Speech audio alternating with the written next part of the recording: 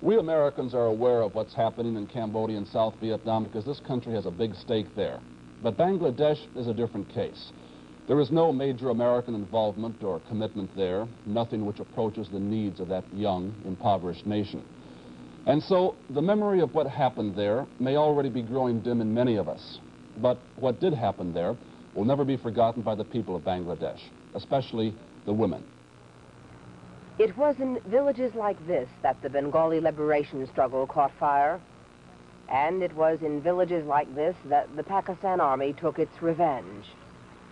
The villagers still speak of it, the men telling their stories of fighting, the children telling their stories of running and hiding.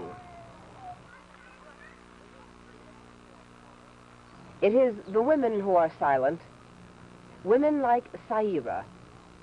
She is 16 years old, a widow, and pregnant with a child of a Pakistani soldier. Like thousands of women throughout Bangladesh, she is carrying a child she does not want. She says that her husband was in the Mukti Bahini. He was a commander of the force, in the village. And this army people were looking for him, and they had broken into her house to take him away, actually.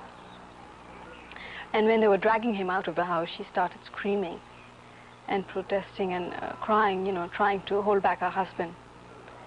And one of them turned back and raped her in front of her husband, who was forced to sit and watch with guns pointed at him. And later on she like many women who were raped by Pakistani soldiers, Saira is in disgrace among her people. Her parents take care of her, but they are certain that no man will ever marry her. Since January, many of the women ravaged by the Pakistani troops have been living in this house. They're being cared for by a government-sponsored women's rehabilitation group. Almost all of the women here are pregnant. They are very young, some only 13 years old. In a few cases, their parents have abandoned them. In others, their husbands have rejected them. About 70 have had abortions, and those who have had their babies plan to give them away. Most of the girls here were held prisoner by the Pakistani troops in the army barracks. For weeks, each day and each night, they were forced to submit to whatever the soldiers demanded. This is Rushanara, 14 years old and 7 months pregnant. She was abducted from her home in Dhaka and taken to the army barracks, where she remained for 3 months.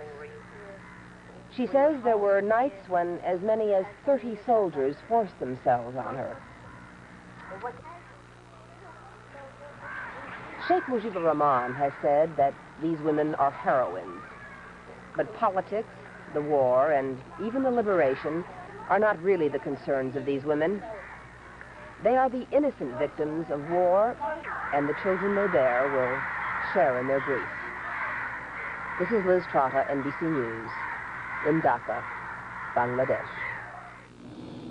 Many of the soldiers who attacked those women are among the 100,000 Pakistani prisoners of war held by India. India has offered Pakistan what it calls unconditional talks